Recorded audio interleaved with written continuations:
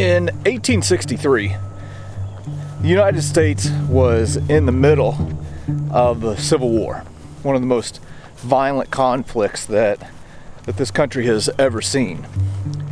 And up in the Richmond area, which was the capital of the Confederacy, they were having some issues. There were food shortages, and kind of straining those shortages was the fact that there was an ever-growing number of Union POWs that were being collected there. So an effort was made to move these Union prisoners of war to another location. And one of the spots that they were moved stood at this place right here. This is the notorious location of the Andersonville prisoner of war camp.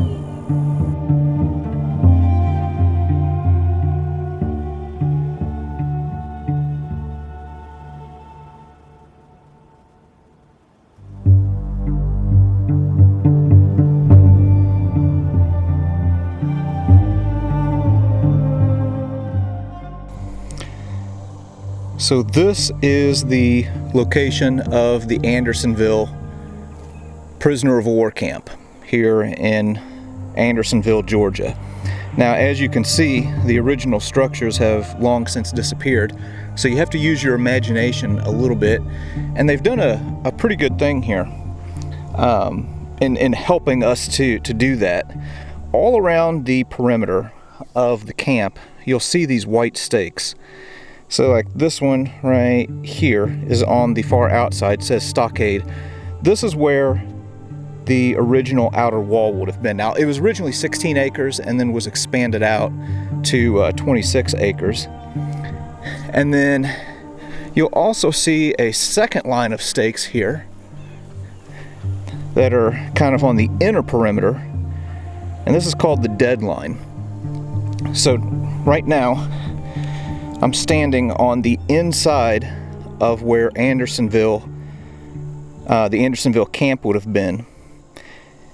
And if you would have crossed this line right here and approached the outer wall, well, then Confederate guards in these things called pigeon roosts would have shot you. All right, so we're going to kind of take a look around and see what they have left here at Andersonville.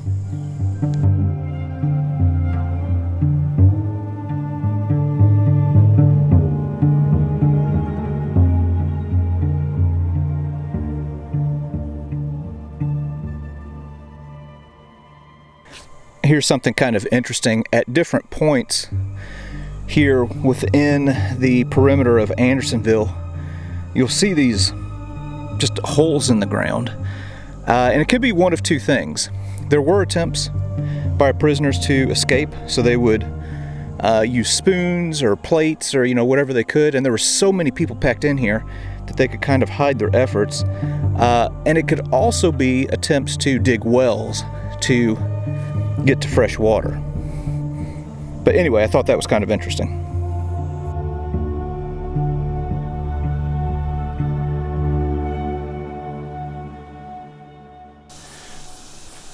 The Union prisoners that came here to Andersonville would have been brought here by rail, and they would have been dropped off I think a few miles from here, if I'm not mistaken, and they would have been marched up this hill that I'm coming up right now, and where they would have entered into this awful place was right here through the north gate of Andersonville.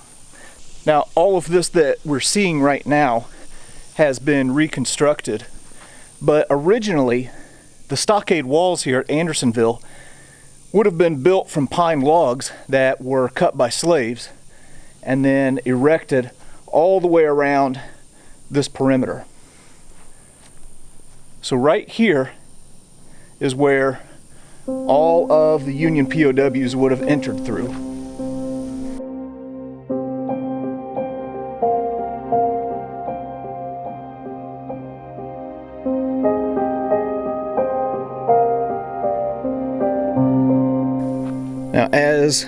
the Union POWs would have walked through the north gate, they would have come into the inner walls of Andersonville prison and just looked out over a sea of the emaciated bodies of once strong men who smelled like filth, were covered in lice, and were dying by the thousands in here. So all total, there were 45,000 men that came through Andersonville, and of those, over 13,000 never left. My gosh, what an awful place this must have been.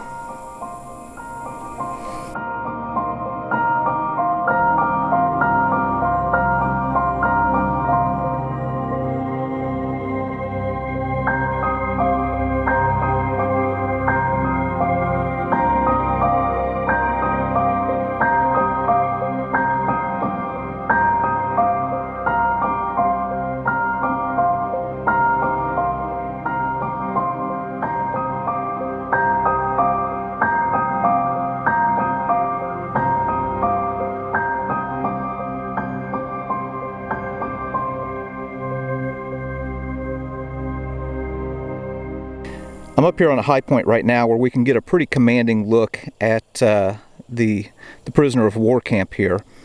Now, originally I mentioned this whole complex was about 16 acres, and the boundary would have been right down through here.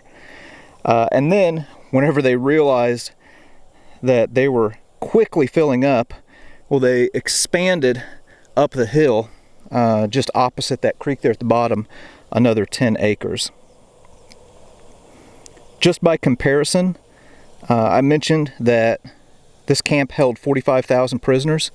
Fenway Park holds, I think, around 37,000. So imagine everybody in Fenway Park being crammed into this area and still having to take on about another 8,000 people.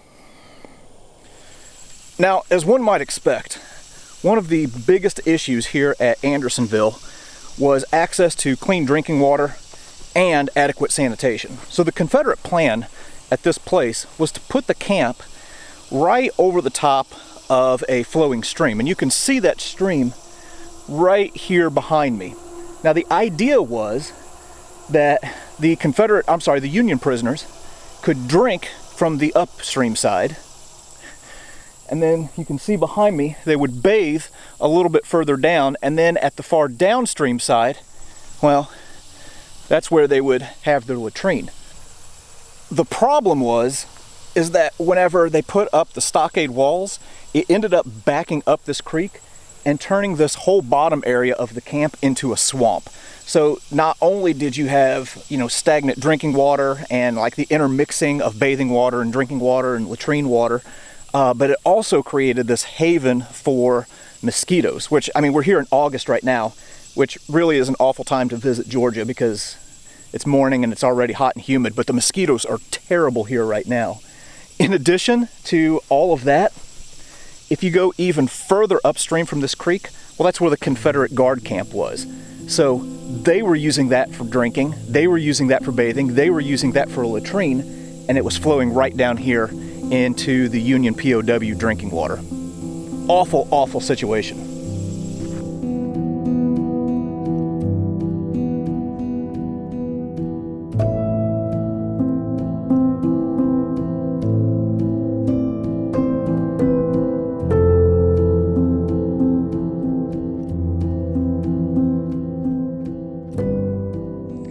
I've moved over to the eastern side of the camp now, and this is on the downstream side, and you can see there's the marker for the outer wall. That's the one that would have backed this stream up and turned this whole bottom area into just this stagnant swamp. And then having 30 to 45,000 people crammed in here, all using this area. I can't even imagine the smell that this must have emitted. Just swamp water and disease feces, filth, urine. Gosh, a lot of people here died of like typhoid, cholera. Can't even imagine.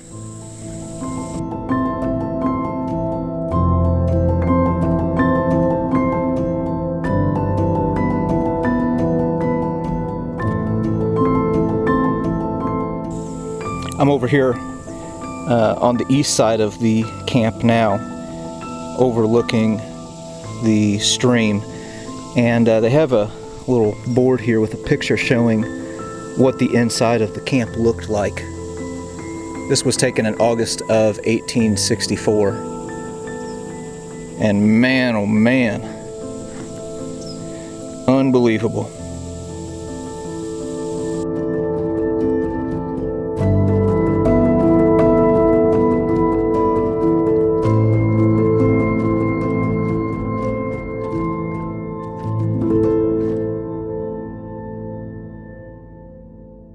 What we're looking at here is a part of the reconstructed wall on the northeast side, and it looks like they've also reconstructed this little tool here that I'm guessing was for punishment for some activity inside the camp or trying to escape or something like that.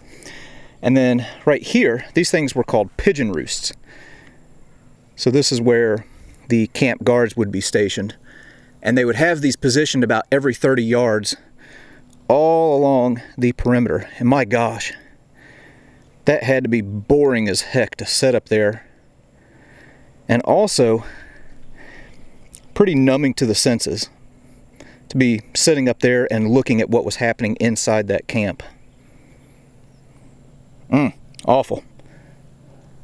Now I'm here again on the northeast corner of the Andersonville prison, just outside the walls, and all around the perimeter of the prison they have these old earthworks that were built. So you can see kind of a trench right there, and then these were defenses where, as you can see, they had cannons set up to defend against any attack from the outside, but also, if need be, any threat from the inside. Now, we've already talked about the unsanitary conditions here and the lack of accessible drinking water. Well, in mid-August of 1864, there was a heavy rainstorm, and right here at this very spot, there was a spring that gushed out of the hillside. And they ended up calling this spot Providence Spring. So the word Providence literally means the protective care of God. If we go in here and look, in I think 1901, some of the ex-prisoners that were here at Andersonville erected this little pavilion because this was a transformative moment in their life. And look what it says here.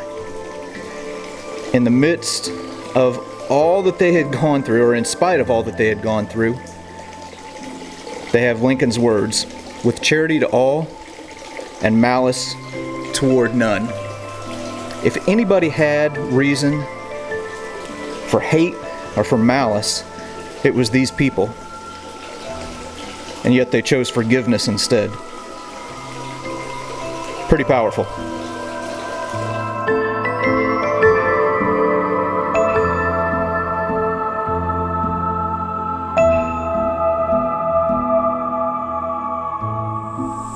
All right, well, that was Andersonville.